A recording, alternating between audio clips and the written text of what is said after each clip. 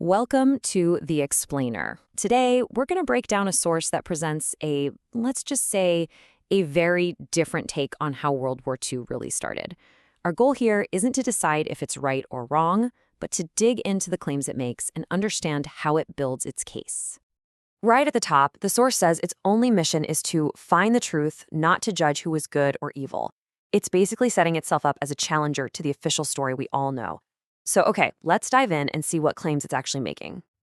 So, here's the roadmap for how we're going to walk through this argument. First up, this idea of a contested history. Then we'll get into the specific accusations it levels against the Allies. After that, we'll look at its unique portrait of Hitler, and then this whole doctrine of preemptive strikes. And we'll wrap it all up with what the source claims was the real reason the war started. All right, so first up, a contested history. The source's entire argument rests on this one big idea, that the winners of the war got to write the official story, and that maybe that story has obscured the real causes. This is the foundation for everything that follows. And this is the bombshell, right? The central thesis. The claim that it was the Western Allies, Britain and France, who intentionally kicked off a wider European war, not Germany. It completely flips the script on who the main aggressor was, and this is the core idea we're going to be exploring. So, how does the source even begin to back up a claim like that? Well, it lays out what it says is a pattern of Allied warmongering, arguing they were pushing for a fight long before Germany ever invaded Poland. So check out this timeline. The source picks out these specific dates from 1939, and it claims that if you look at them in this order, you see a clear pattern. The story it's telling is that the Allies had a plan for war all along, and their declaration of war on September 3rd was just the final inevitable step. And it doesn't stop with that timeline. The source also points fingers at specific people. It puts Churchill, for example, right at the center of it all, saying he was pushing for war way back in March 1939. It also accuses the Allies of plotting to drag neutral countries like Belgium and Holland into the conflict right from the get-go. Okay, so if the source is painting the Allies as the aggressors, what about Hitler? Well, as you can probably guess, it presents a portrait of him that's, let's just say, a complete 180 from the version in most history books. And this comparison really shows you the split, right? On one side, you have the Allies, portrayed as warmongers who are preventing peace and trying to destroy Germany.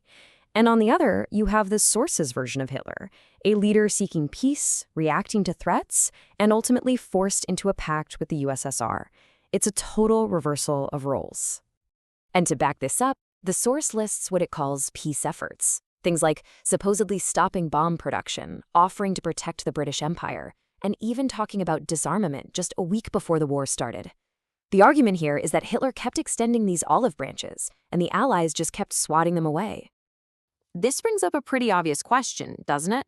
If Hitler was so focused on peace, how does the source explain, the invasions of neutral countries like Norway, Belgium, and Holland?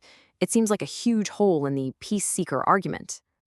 Well, the answer, according to the source, comes down to this one key idea: preemptive measures.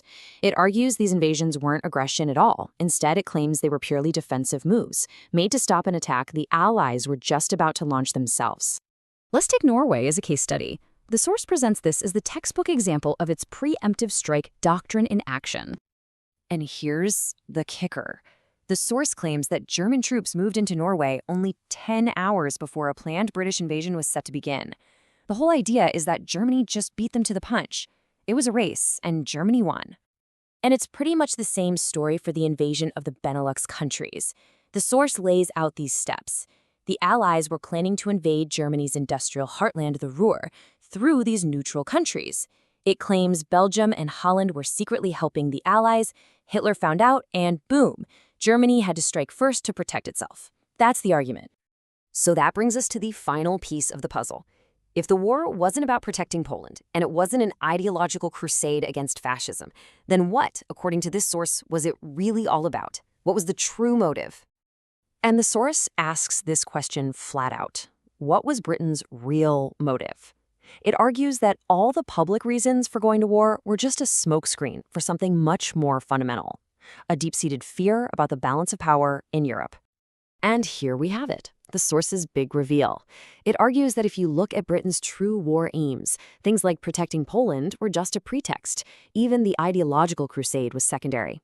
The real reason, the number one driver, was simply preventing German dominance. It was all about power, not principles. And to really drive this point home, the source pulls out this quote from a British newspaper, the Sunday Correspondent, from all the way in 1989. It basically says, "We didn't go to war to save Germany from Hitler. We could not accept a German domination of Europe." The source presents this as a kind of smoking gun, a late but honest admission of Britain's real strategic goals. So what's the crucial point to take away from all this? Well, the idea isn't to just accept this story at face value. The real takeaway is seeing how a source can build such a powerful and, yeah, a really controversial alternative narrative. It does it by selecting very specific evidence, reinterpreting motivations, and tying it all back to that one single provocative idea. And that's really the final thought the source wants to leave you with. Only the victors write history. It's the idea that underpins everything else we've looked at.